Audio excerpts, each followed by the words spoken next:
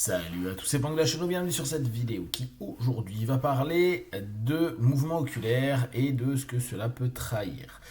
Première chose sur laquelle je souhaite revenir, c'est de bien prendre attention quand vous étudiez de la PNL, quand vous étudiez des systèmes qui s'associent au body language, comme en France et en Europe on a la synergologie, de comprendre qu'aujourd'hui ce n'est pas nécessairement des systèmes qui sont validés, c'est-à-dire qui sont prouvés comme étant effectifs quand on veut savoir si quelqu'un ment, quand on veut savoir si quelqu'un cherche à cacher quelque chose ou autre, comprendre ce qu'il peut vivre émotionnellement et autres. C'est hyper intéressant l'analyse des mouvements corporels, néanmoins il n'y a pas forcément une méga preuve sur tout ce qui est partagé. C'est plus une rationalisation qui nous plaît et qu'on aime bien exploiter. Donc on garde constamment en tête cette notion, bien que ce soit toujours étudié, savoir si certains aspects, certaines pratiques, certaines façons de se comporter, certains regards, certains gestes, etc., peuvent trahir ce que la psyché est en train de partager. Je finis pour rappeler pour les PNListes que tous les clés d'accès, donc en haut à gauche, en bas à droite, etc., au niveau des yeux, ne sont et n'ont jamais été validés par des études. Et je reviens souvent dessus, souvent empiriquement, alors c'est là où on peut se dire qu'on se biaise complètement, on a vraiment cette impression qu'on était dans le juste en analysant la direction des yeux et en ayant la réponse de notre interlocuteur. Attention, pour nous, ça peut être un biais, ça n'a pas été effectivement prouvé. Aujourd'hui, on va être sur les mouvements oculaires. Et là, c'est une étude. C'est un article qui a été édité dans Neuroscience News. Et ça se nomme Les mouvements oculaires révèlent vos décisions même lorsqu'ils ne le devraient pas. Résumé, des chercheurs ont découvert un lien unique entre les mouvements oculaires et la prise de décision, même lorsque les yeux ne sont pas directement impliqués dans le processus de décision. Donc c'est assez amusant. Et ce qui est intéressant, c'est vraiment de capter ce que les yeux, justement, peuvent dire, plutôt que de faire des traductions. Bon, ben, en haut à gauche, c'est que tu es en train d'aller dans ton mental, c'est quelque chose que tu as vécu, etc., etc. L'étude contredit l'idée reçue selon laquelle les activités de prise de décision n'affectent pas les mouvements moteurs, tels que le mouvement des yeux ou des mains. Donc, on revient sur des choses qui, comme je vous disais, sur beaucoup de facteurs ont été critiqués, on a prouvé l'inverse. Alors toujours la même chose, on garde en tête, une étude n'est jamais quelque chose d'absolu, c'est quelque chose que vous-même vous devez remettre en question. En tout cas, vous devez prendre ça comme une statistique qui va dans un sens, mais qui peut potentiellement être contrée par une autre ultérieurement. Plus précisément, les chercheurs ont constaté que la prise de décision perceptive interfère avec le mouvement oculaire non lié, mais pas avec le mouvement de la main. Cette avancée pourrait ouvrir la voie de nouvelles technologies de contrôle de l'attention lors de la prise de décision critique dans les domaines de soins de santé ou de la prévention de criminalité. Fait marquant, l'étude montre que la prise de décision affecte les mouvements oculaires même lorsque ces mouvements ne sont pas directement liés à la décision à prendre. Cette étude contredit l'hypothèse générale selon laquelle les mouvements moteurs, tels que ceux des yeux et des mains, ne sont pas affectés par les activités de prise de décision sans rapport avec le sujet. Donc là, on est vraiment sur des notions d'association. Cette découverte pourrait être utilisée pour surveiller l'attention lors de tâches décisionnelles cruciales, ce qui permettrait d'apporter de l'aide dans le domaine tel que l'assistance aux malades mentaux et la prévention de la criminalité. C'est à l'université de Tohoku, donc c'est au Japon. Des chercheurs du monde entier sont à la recherche d'indicateurs visibles de ce qui se passe dans notre esprit lorsque nous réfléchissons à des questions et prenons des décisions. Ils cherchent à sonder le fonctionnement invisible de l'esprit en surveillant les signaux subtils émis par le corps. Donc, bon, il n'y a pas que les scientifiques qui le font, hein. Ça fait des siècles et des siècles que c'est fait. Nous, depuis le XXe siècle et tous les travaux associés au coaching, PNL et autres, ça a été encore plus exploité et bien sûr les psychothérapies.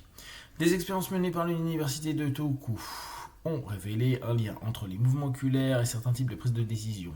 Matsumiya et Furukawa de l'École supérieure de sciences de l'information de l'université ont fait part de leurs conclusions dans la revue Communication Biology. Nos travaux ont révélé que les mouvements oculaires qui ne sont pas liés aux exigences visuelles de la prise de décision sont néanmoins affectés par le processus de prise de décision. Des chercheurs antérieurs avaient, dans le domaine, analysé la manière dont les mouvements des yeux et des mains affectent la prise de décision, mais n'ont pas abordé la question dans l'autre sens, en cherchant à savoir si la prise de décision affecte les mouvements des yeux et des mains. Donc c'est assez intéressant. On revient un petit peu sur aussi les notions que Ekman avait tenté de populariser, vous savez, avec les micro-expressions, donc avec ces petites choses où il se passe quelque chose, et on ne sait jamais si c'est l'expression qui arrive et en fait il est en train de se passer quelque chose, ou il se passe quelque chose en interne et c'est les micro-expressions qui arrivent.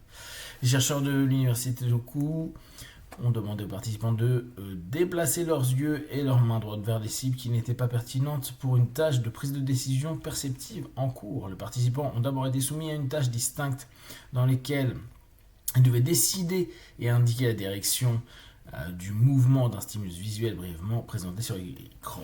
Cette tâche a été définie par une tâche de prise de décision perceptive. Les participants ont ensuite effectué la tâche dans laquelle les mouvements moteurs des yeux et des mains n'étaient pas pertinents pour la prise de décision. La comparaison des résultats des deux tâches a permis à l'équipe de recherche d'identifier et de mesurer les effets de la prise de décision sur le mouvement des yeux et des mains qui n'étaient pas pertinents pour les décisions. Nous avons constaté que la prise de décision perceptive interférait avec des mouvements oculaires non liés, mais pas avec les mouvements de la main. Cela démontre que les signaux nerveux impliqués dans la prise de décision circulent continuellement dans le système oculomoteur des mouvements oculaires, même lorsque de multiples actions motrices ne sont pas pertinentes pour la prise de décision. C'est intéressant parce que très souvent, on met en avant les yeux, on met en avant l'aspect visuel, on met en avant énormément de choses au travers de cet organe-là, et c'est encore plus intéressant aujourd'hui de se dire, tiens, même pour les décisions, même sur des choses qui n'ont rien à voir avec la stimulation des yeux, ces derniers, ils sont exploités. Alors, ça peut aussi nous faire cogiter sur tout ce qui est visualisation, même si c'est pas voir, on est bien d'accord, mais tout ce boulot avec les yeux, avec ce sens-là et avec cet organe-là. Les chercheurs espèrent que leurs résultats contribueront à la nouvelle mise en point de technologies permettant de déduire que les tâches de prise de décision se déroulent dans l'esprit, même lorsque la prise de décision n'implique aucun mouvement des yeux. Cela pourrait être utilisé pour faire avancer les recherches fondamentales sur ce qui se passe à l'intérieur de l'esprit d'une personne en surveillant indirectement le moment où les décisions sont prises et celui où elles ne sont pas. Et vous vous souvenez, il peut y avoir jusqu'à 7 secondes entre le moment où on est persuadé qu'on a pris la décision et la réalité biologique du fait qu'on a déjà pris la décision.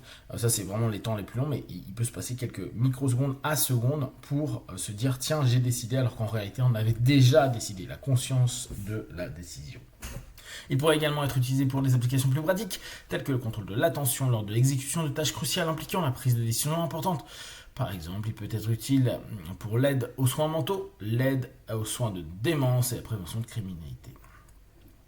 Résumé, la décision perceptuelle interfère davantage avec les mouvements oculaires qu'avec les mouvements des mains. Les jugements perceptifs sont formés par des processus cognitifs invisibles. La lecture des jugements est essentielle pour faire progresser notre compréhension de la prise de décision et nécessite de déduire des états cognitifs cachés sur la base d'actions motrices manifestes.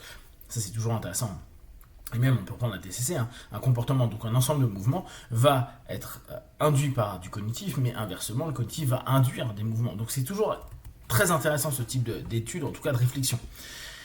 Bien que l'intuition suggère que les actions doivent être liées à la formation de décisions sur l'endroit où déplacer partie du corps, il a été rapporté que les actions sont influencées par des jugements perceptuels, même lorsque l'action n'est pas pertinente par le jugement perceptuel.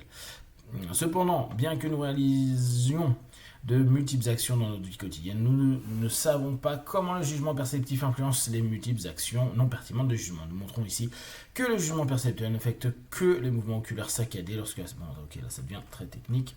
Cela suggère que les saccades sont utiles pour faire des inférences dans les décisions perceptives cachées. Je vous laisse l'article. Si vous avez des questions ou des remarques, vous les partagez sur Facebook, YouTube. Je répondrai le plus rapidement possible. Et comme d'habitude, de tout ce que je propose, ne prenez que ce qui est bon et juste pour vous tester, observer, analyser et conclure. Be one. Ciao.